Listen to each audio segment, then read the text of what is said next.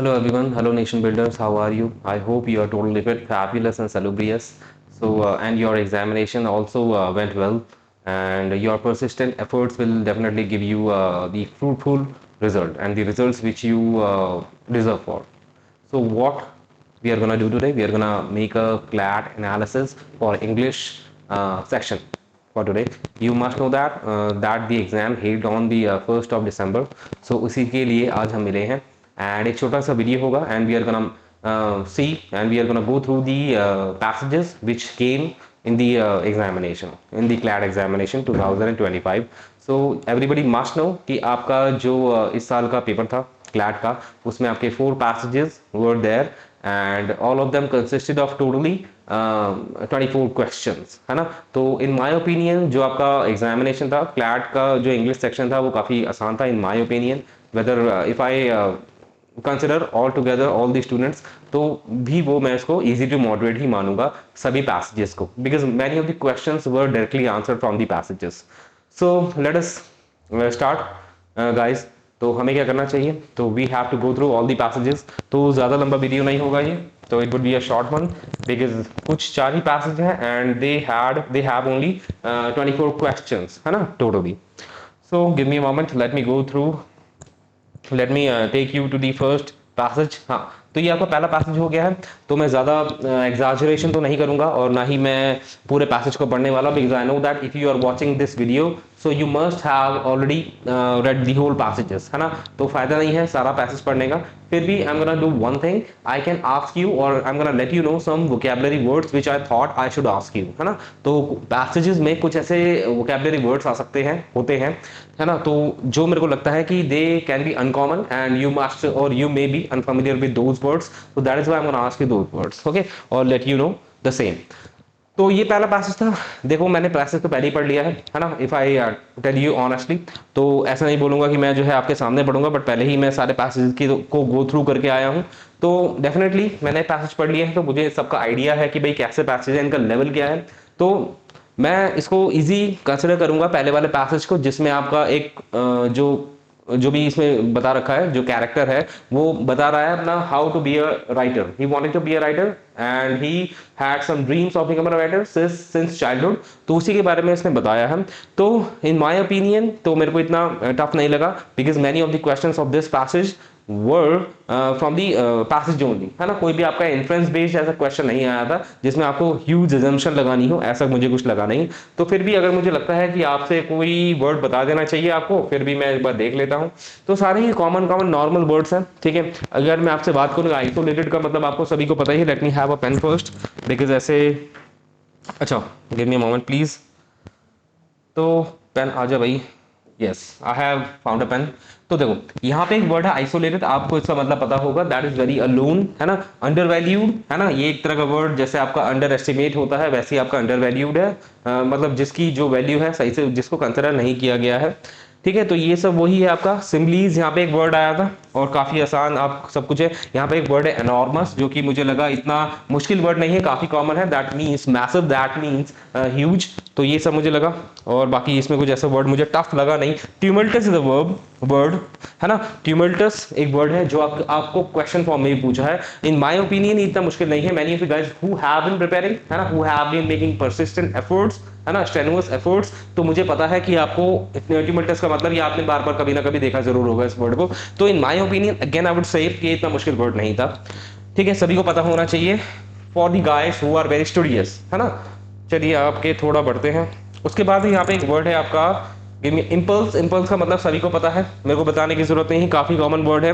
उसके बाद जो मुझे यहाँ पे लगा prose. Prose is something like which is not in the poetry form but in the written and both spoken form में होती है, उसे आप प्रोज बोला जाता है, ठीक है। और यहाँ पे एक वर्ड जो मुझे लगा आपको पता होना है, स्नब। स्नब का मतलब क्या होता है, व्हेन यू डिग्रेड समबडी या बिलिटल समबडी, तो वो आपका वर्ड स्नब वही इंडिकेट करता है। उसके बाद यहाँ पे एक वर्ड है शेयर। शेयर का मतलब क्या होता है, व्हेन यू एम्फसाइज समथिंग, है ना, when you want to give a stress on a particular word or phrase, so you have to use this word sheer.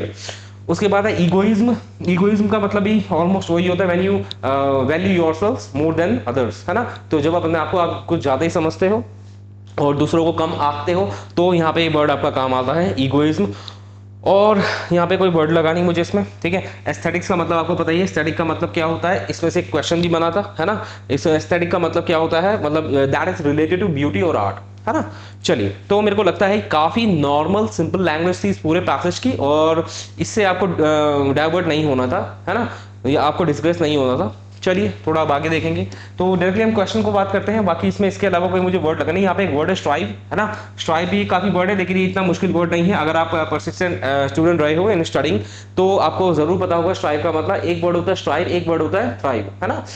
Thrive का मतलब क्या होता है, व्हेन यू फ्लरिश, है ना, व्हेन यू ग्रो, है ना, सक्सेसफुली। और स्ट्राइव का मतलब क्या हो जाता है, स्ट्राइव का मतलब होता है when you make an effort in order to achieve something, है ना, in order to achieve something, achieve your goal, तो वहां पे वो आपका स्ट्राइव हो जाता है।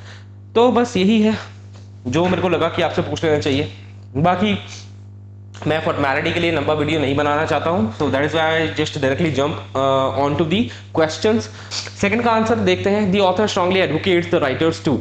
ये भी काफी ओपिनियन, मतलब आसान लगा मुझे, तो इसके लिए इन माय ओपिनियन अगर आपने छोड़ दिया है तो that must have been very silly, because इसका आंसर आपका क्या है, इसका आंसर आपका डी होगा। इसका आंसर आपका डी क्यों होगा, इसका आंसर आपका डी होगा बिकॉज कोई भी ऐसी बात नहीं है जो पैसेज में ऑथर ने एडवोकेट की है, अगर आप देखोगे, और आपका भी आंसर डी होगा, है ना, मोस्टली।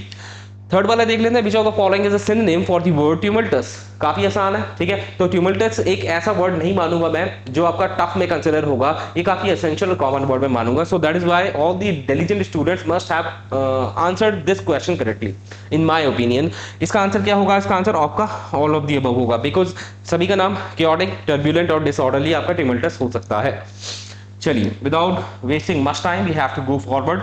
फोर्थ वाला देख लेते हैं, George Orwell's loneliness during childhood led to. इसका आंसर बताइए क्या है ना। देखो इसका आंसर डायरेक्टली गिवन है, ठीक है। वो जो है अपनी बचपन की जो उसकी लोनलीनेस थी, उसने उससे क्रिएटिविटी उसकी मिक्सअप हो जाती थी, है ना, उसकी राइटिंग में। उसको पता था कि it would become an advantage one day, तो दैट इज वाई इसका आंसर क्या होगा, सी होगा, मेकिंग अप स्टोरीज।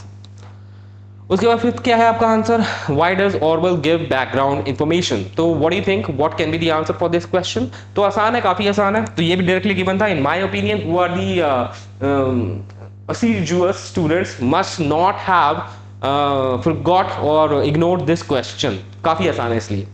चलिए, it is essential to know about motives of writers। चलिए आगे बढ़ते हैं। सिक्स वाला देख लेते हैं, क्या कह रहा है, लास्ट, इसका पैसेज का लास्ट है, ठीक है। तो इस पैसेज में टोटली आपके 6 क्वेश्चंस थे।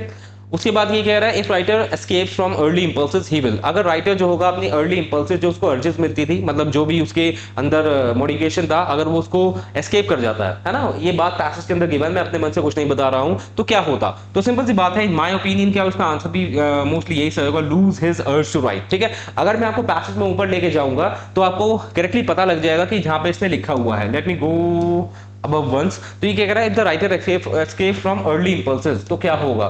early impulses की बात कहाँ पे लिखी हुई है, ये भी थी, कहीं देखी थी मैंने, give me a moment। Early impulses कहीं था, ये देखो, ये रहा। If he escapes from his early influences, ठीक है, मतलब जो बचपन में उसका डेवलपमेंट हुआ था उसको अगर भूल जाता है, पूरी तरह इग्नोर कर देता है ऑल टुगेदर, तो he will have killed his impulse to write. मतलब इंपल्स मतलब वो जो स्टिमुलेशन है ना, इंपल्स है, अर्ज है ना, मोटिवेशन है, ठीक है, वो सब उसका क्या हो जाएगा, वो उसको मार देगा। That is why all of you must have chosen the option number A, ठीक है।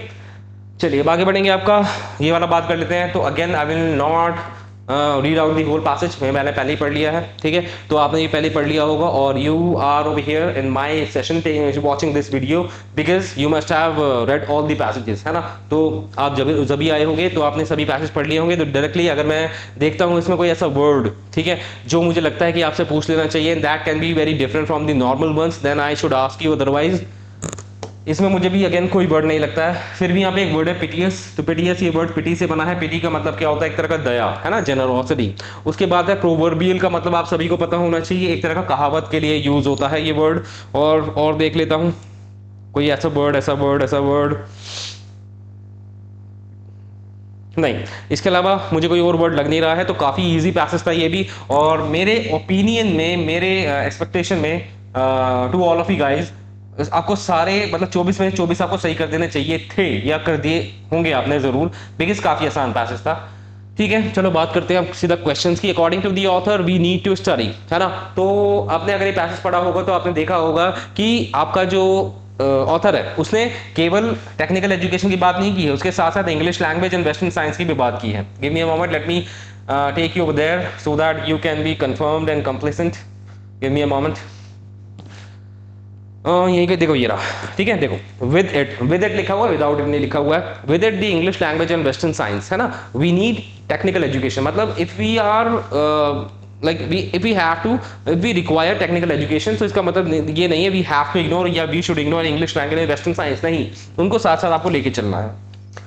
चलिए, तो आई होप क्लियर हो गया होगा. तो इसका जो आंसर है आपका क्या होगा, ऑल ऑफ द अबव होगा. 8th वाले की बात करते हैं. According to the author which among the following is key to attain knowledge. तो डायरेक्टली जो है ना पैसेज के अंदर ये बिल्कुल भी आपको इग्नोर नहीं करना चाहिए था. इसका आंसर केवल एक है, that is C concentration of mind. यही तरीका है अकॉर्डिंग टू द पैसेज, ठीक है.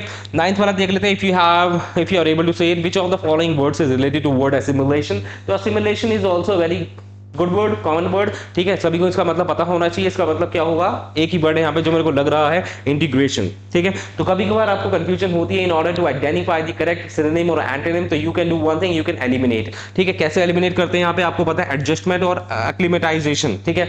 दोनों वर्ड्स ऑलमोस्ट, दोनों का मतलब ऑलमोस्ट सेम ही है ना. एक्लिमेटाइजेशन, सॉरी, हाँ क्या बोल रहा था, एक्लिमेटाइजेशन मींस क्या होता है, व्हेन यू आर बिकमिंग, है ना, अडैप्टिव टू द एनवायरनमेंट और योर सराउंडिंग्स, तो वो हो गया आपका एक्लिमेटाइजेशन, है ना. थोड़ी जुकाम हो रहा है मेरे को. उसके बाद आपका जो एडजस्टमेंट है वो भी ऐसा ही हो जाएगा. तो ये आपके दोनों सिनोनिम्स है. You could have ignore Dooj options and finally reached the correct one, that is integration, ठीक है. गिव मी अ मोमेंट, थोड़ा नीचे चढ़ लेते हैं. उसके बाद है आपका 10th education as described by the author means. बहुत ही सिंपल है, बहुत ही सिंपल. इसको इग्नोर करने वाला बहुत ज़्यादा, मैं कुछ भी नहीं बोलूँगा, बट ये आंसर बहुत ही आसान था, इग्नोर नहीं करना चाहिए था. तो इसका जो आंसर होगा आपका नन ऑफ द अबव होगा, बिकॉज आपका जो एजुकेशन है ना ही वो लाइब्रेरी है. उसने बस एग्जांपल दिया था. अगर आपकी एजुकेशन इन्फॉर्मेशन होती तो सारी जितनी लाइब्रेरी होती है वो सारे सेजेस होते, है ना. तो ये भी नहीं है और डिग्रीज की भी केवल वो बात नहीं कर रहा था. दैट इज वाई इसका answer all of none of the above होगा. चलिए अब 11th की बात करेंगे. As per the author the aim of education should be. बताइए इसका आंसर. देखो अगर आपने पैसे सही से पढ़ा है तो इसका आंसर आपके सारे हैं, यानी कि इसका आंसर आपका जो टोटल है ऑल ऑफ दी अबव, है ना. तो D would be the correct one. सभी के बारे में बात करिए कि उसको कैरेक्टर बिल्ड करना है, अपना लाइवलीहुड भी कमाना है और उसका अपना इंटेलेक्चुअल भी डेवलप करना है. सो 12th वाला देख लेते हैं. According to the author the country wants. Country को क्या चाहिए, है ना. कंट्री को ना, इसकी तो बिल्कुल बात नहीं की है, तो इसको आप इग्नोर कर देते तो ये वाला भी इग्नोर हो जाता, है ना. तो अगर आप इसको समझ जाते कि ये आपका ऑप्शन गलत है तो ऑल ऑफ दी अबव भी गलत हो जाता. उसके बाद इन दोनों को आपको चूज करना था, इन दोनों में से. तो अगर still you had some confusion, you could have gone above in the passage and understood the correct answer from the context of the sentences around that option, है ना. तो ये जो आयरन एंड स्टील इंडस्ट्रीज है ये बनाएगी, है ना, ये क्रिएट करेगी ऐसे इंसानों को who would be able to earn their livelihoods, है ना. लेकिन जो आपका कंट्री को चाहिए वो मैसिव विल पावर चाहिए, that cannot be resisted. ये गिवन है पैसेज के अंदर. चलिए आगे बढ़ जाते हैं विदाउट टेकिंग मच टाइम. तो ये भी हो गया कंप्लीट. उसके बाद ये वाला पैसेज अगेन इसको मैं काफी सिंपल मानूंगा, ठीक है. Again I am not gonna ask you, sorry I am not gonna read out the whole passage because I have already done it.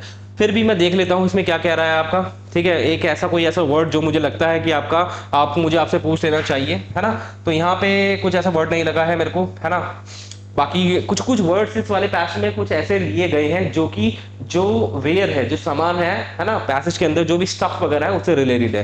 तो जरूरी है उनका आपको हर एक मतलब पता हो. जैसे काउरी शेल्स है, हो सकता था किसी स्टूडेंट को whoever was reading that passage तो उसको ना पता हो काउरी शेल्स क्या है, बट स्टिल रिमेंबर कि आपका इस तरह के वोकैबुलरी वर्ड्स में से आपका क्वेश्चन नहीं पूछता है आपका एग्जामिनर, ठीक है. बिकॉज ही नोस कि हो सकता है कि भाई आपका कॉमन वर्ड नहीं है तो स्टूडेंट को पता हो ना पता हो, है ना. तो इस तरीके से आपके क्वेश्चन नहीं बनते हैं, ठीक है.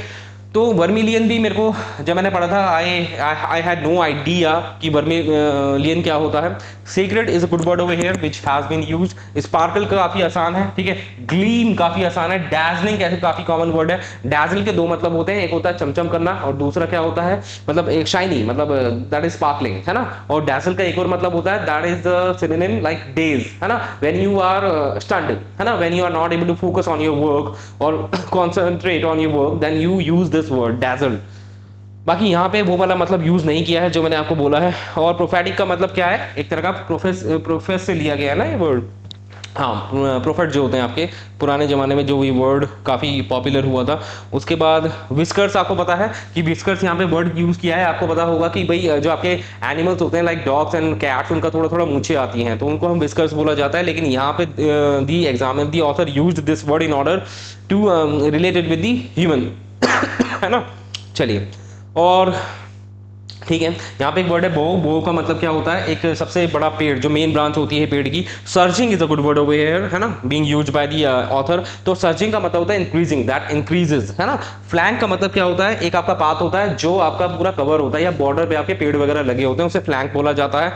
और बस कुछ है नहीं यहाँ पे, काफी अच्छा। हाँ, वसीफिरस जो एक वर्ड है यहाँ पे, वसीफिरस नेस, यहाँ पे एक वर्ड लिखा हुआ है, इसमें से आपको क्वेश्चन भी बना है, और इसको मैं मानूंगा एक गुड वर्ड, है ना, बिकॉज इसमें से आपका क्वेश्चन बनना जरूरी है। ठीक है, और बस कुछ ऐसा लगा नहीं कि मेरे को आपसे पूछना चाहिए। चलिए आगे बढ़ेंगे। तो directly we'll be jumping on to the question. तो which of the among the 13th है, which among the following is the word for the phrase bright and colourful in an impressive way. तो इसका मतलब क्या हो जाएगा कि मतलब ये जो कौन सा वर्ड है ना, वो यूज कर सकते हैं, है ना, bright and colourful in an impressive way के लिए। ठीक है, तो सिंपल सी बात है, यहाँ पे आपका मिस्टेक तो बिल्कुल भी नहीं होगा, बिकॉज इसका मतलब था cryptic, that is hidden, that is clandestine, है ना। फ्लेयर भी यहाँ पे कोई ऐसा वर्ड नहीं है उसके लिए यूज होगा, है ना। स्पार्कल हो सकता है, लेकिन again I would be saying कि यहाँ पे डैज़लिंग वुड बी द वन जो यहाँ पे यूज होना चाहिए। ठीक है, डैज़लिंग का मतलब क्या हो गया? ग्लीमिंग, है ना, दैट शाइन्स। तो यहाँ पे मेरे को लग रहा है डैज़लिंग ही एक करेक्ट वर्ड होगा जो यहाँ पे यूज होगा इन एन इंप्रेसिव वे, है ना, इंप्रेसिव वे के लिए, इंप्रेसिव वे। ठीक है, और उसके बाद है 14th, which among the following is not a trade और occupation represented in the pathway running through the town hall park. तो इसका जो आंसर है वो आपका बहुत ही सिंपल था। ठीक है, थोड़ा सा उसने क्या करा है, एक वर्ड चेंज कर दिया है ऑथर ने, एग्जामिनर ने। उसने क्या करा, ऑक्शनियर्स ऑफ चीप बैग्स है, ऊपर क्या दे रखा है, क्लोथ दे रखा है। ठीक है भाई, उसने एक वर्ड चेंज किया है और काफी आसान है। ठीक है, तो अगर इसमें कंफ्यूजन होनी चाहिए थी तो आपको ऊपर जाके एक बार देख लेना चाहिए था वहां पे क्या लिखा हुआ है, चीप बैग्स है या चीप क्लोथ है, then you would have found out the answer. चलिए 15 देख लेते हैं। Who among the following use names like Bombay ice cream, Delhi almond and Raja's delicacy to attract the crowd. काफी आसान है, ये किसने करा था? आपका ग्राउंडनट सेलर, जो मूंगफली बेचने वाला था, है ना, वेंडर, उसने ये सब अपने वर्ड चेंज करता रहता था अकॉर्डिंग टू द पैसेज। तो you must have red all the passages, that is why you are over here. चलिए 16 क्या है? which among the following is the meaning of expression vociferousness, है ना। तो यहाँ पे एक वर्ड है vociferous, का मतलब क्या होता है? when you are about to say something and when you are to say something in a loud and confident way, that means आपका vociferous, you are being vociferous। ठीक है, तो that is why इसका आंसर जो होगा, अगर आपको इस वर्ड ये आप तभी अटेम्प्ट कर पाते जब आपको श्योरली इस वर्ड का मतलब पता होता। अगर नहीं पता होता इस वर्ड का मतलब, तो in my opinion you should have ignored this question, because हो सकता है गलत हो जाए। Because if you are not totally aware of all the words given in the options, then in my opinion you should ignore, because हो सकता है गलती हो जाए। ठीक है, टाइटल में, टोन्स में, इन सब में आपको यहाँ पे समझदारी लेनी होती है। तो इसका आंसर क्या हो जाएगा? एक्सप्रेसिंग ओपिनियंस और feelings in a loud and confident way. चलिए आगे बढ़ जाते हैं। आपका does it have all other options? वो सॉरी, क्वेश्चन क्या 17 में क्या है आपका? When did the astrologer usually start his day's business. काफी आसान है। तो आपका एस्ट्रोलॉजर की बात बेशक पैसेज में शुरुआत में नहीं बोली गई थी, लेकिन at the end of the passage वहां पे वर्ड यूज किया गया था एस्ट्रोलॉजर। ऊपर में उसका डिस्क्रिप्शन दिया था how he sits and how he starts his business, लेकिन नाम एस्ट्रोलॉजर इन द बिगिनिंग नहीं दिया गया था। But we have to infer whoever did this passage, उसको समझना था ऊपर की जो बात थी वो भी एस्ट्रोलॉजर के लिए थी, है ना।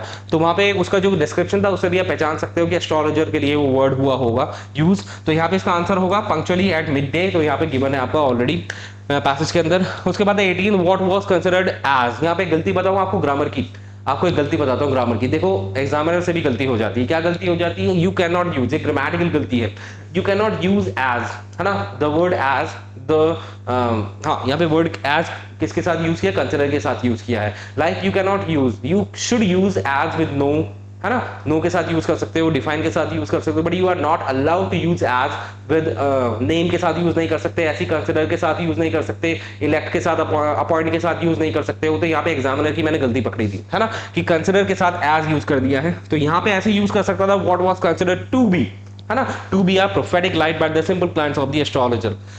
तो काफी आसान है। तो यही है, काफी डायरेक्टली गिवन है, तो काफी आसान मेरे को लगा ऑल दी पैसेजेस, है ना, ऑफ 2025। तो मुझे लगता नहीं है आपको इतना मुश्किल हुई होगी, बिकॉज काफी डायरेक्टली गिवन आपके क्या है, क्वेश्चंस है ना।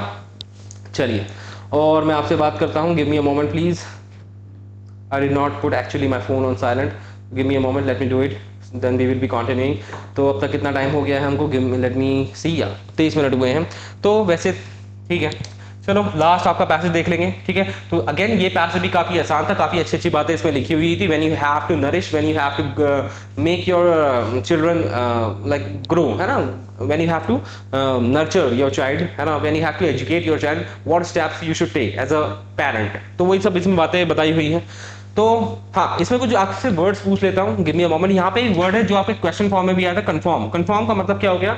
ये वो वाला कंफर्म नहीं है. एक्चुअली कंफर्म का मतलब क्या होता है? टू ओबे द रूल या टू अग्री विद समबडी, है ना. तो यहाँ पे वो मतलब था. और भी देख लेता हूँ. आइडियल का मतलब बताने की जरूरत नहीं है, सभी को पता होगा. और give me a moment. Manifestations का मतलब भी आपको पता होगा. उसके बाद टेंडेंसीज का मतलब भी पता होगा, दैट इज हैबिट्स, है ना. मूड्स का मतलब पता होगा. पेक्यूलियरिटीज का मतलब क्या होता है? स्ट्रेंज थिंग्स, है ना. उसके बाद give me a moment, give me a moment. हाँ, और कुछ वर्ड यहाँ पे नहीं है ऐसा जो मुझे लगता है कि आपको which could have broken your comprehension while reading the passages. तो ठीक है, हाँ बस ठीक है. तो चलिए क्वेश्चन पे आते हैं directly. And this is the last passage, the questions of which I am doing. According to the passage, why do we look for quick and easy remedies and hope for marvelous and automatic results? तो directly I would say कि इसका answer जो है आपका, अच्छा यहाँ पे एक वर्ड दे रखा था पैसेज के अंदर, impressionable. Impressionable we use it for humans. Impressionable का मतलब क्या होता है? पैसेज में दे रखा है वर्ड ये, जिसका मतलब होता है दैट इज इजीली इन्फ्लुएंस्ड, जो जल्दी से इन्फ्लुएंस हो जाता है ना. तो अगेन आई वुड से इसका आंसर ये तो नहीं है. ये तो मैंने बस आपको वर्ड बताने के लिए बोला था. इसका 19th का आंसर आपका डी है. That is because we lack understanding, patience and love. अपने हिसाब से नहीं बता रहा हूँ, that is given in the passage. ठीक है, तो इसका आंसर क्या हो जाएगा आपका? डी हो जाएगा 19th का. तो डायरेक्टली गिवन है, ऐसा भी नहीं है मेरे को कुछ समझाना पड़े. ठीक है, if you have already skimmed the passage, you must have got, you must have known that thing which I want to let you know. चलिए 20th देख लेते हैं. What does the passage highlight as the quality of a parent who really desires to understand his child. तो इसका मतलब क्या होगा? तो वही है गिवन है पैसेज के अंदर. ठीक है, बिल्कुल डायरेक्टली गिवन है. उनको क्या करना चाहिए? They should observe and study the tendencies, moods and peculiarities of the child. ये इसका आंसर होगा, डायरेक्टली गिवन है. 21st देख लेते हैं. What is the antonym, what is the antonym for the word volatile. Volatile का मतलब क्या होता है? दैट इज चेंजेबल, है ना, जो चेंज हो जाता है. तो अगेन जो चेंज हो जाता है उसका ऑपोजिट क्या होगा? दैट वुड बी कांस्टेंट, है ना. तो इसका आंसर जो होगा आपका सी होगा, कांस्टेंट. 22nd देख लेते हैं. Which of the following correctly reflects the intention of the author of this passage. तो इसका आंसर क्या होगा आपका?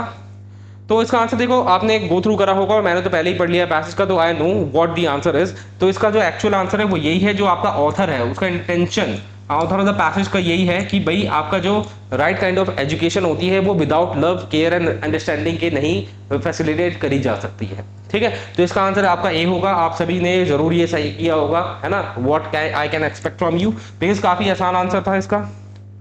23rd क्या कह रहा है आपका? In the light of the above passage, what will be the result of forcing a child to conform to the framework of an ideal, है ना. तो इसका आंसर क्या होगा? देखो इसमें कुछ स्टूडेंट्स कंफ्यूज हुए होंगे इन माय ओपिनियन. ठीक है, देखो पहले आपको क्या करना चाहिए? एलिमिनेट करना चाहिए. तो आपने जरूर, you must have eliminated these two options. उसके बाद ये दो बचे थे, इन दोनों में से आपने कोई एक जो है चूज किया होगा, है ना. तो लेट मी टेल यू, इसका आंसर बी होगा. सी क्यों नहीं होगा? क्योंकि ये थोड़ा सा एम्बिगिटी शो कर रहा है, थोड़ा सा एम्बिगुअस है, थोड़ा सा सब्जेक्टिव हो गया. The child get into conflict of what, ये यहाँ पे गिवन नहीं है. तो इसका जो रियल आंसर होगा क्या होगा? It will create confusion, fear in the mind. ठीक है, जो कि आपका डायरेक्टली गिवन है पैसेज में, है ना. तो आपको वही सारी बातें, वो ऑप्शन चूज करना होता है जो आपका सभी बातें, ऑलमोस्ट सभी बातें जो पैसेज के अंदर गिवन है वो आपको रिफ्लेक्ट करे इन दी ऑप्शन, है ना. तो फियर की बात भी नहीं थी इसमें, दैट इज व्हाई ये आपका ऑप्शन आपको इग्नोर करना था. तो फियर की भी बात है ना, जो आपका फियर इम्बाइब करता है स्टूडेंट के अंदर. ठीक है, उसके बाद इसका आंसर बी हो जाएगा. It will create confusion and fear in the child. 24 देख लेते हैं. According to the author what should be the attitude of a right kind of a teacher. तो इसका आंसर आपको डायरेक्टली गिवन है पैसेज के अंदर. They should focus on studying each student individually. ठीक है, तो ये डायरेक्टली गिवन है, मैं अपनी तरफ से नहीं बता रहा हूं, है ना. तो जो भी मैं डायरेक्टली गिवन बोल रहा हूं ये जरूर पैसेज के अंदर डायरेक्टली गिवन है. If you want I can let you go about their. Give me a moment. यहाँ पे किसकी बात करी गई है? काइंड ऑफ अ टीचर की बात करी गई है. तो वहां पे लिखा हुआ था, तो वैसे ढूंढने में टाइम लग जाए. That is why I am not reading the whole passage. I do not want to waste such time. Give me a moment.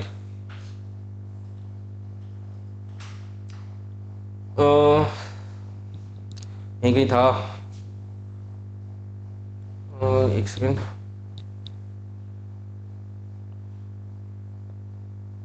यहाँ पे कहीं इंडिविजुअल पीपल लिखा हुआ था, मैंने जब पढ़ा था, आई स्टिल रिमेंबर इट।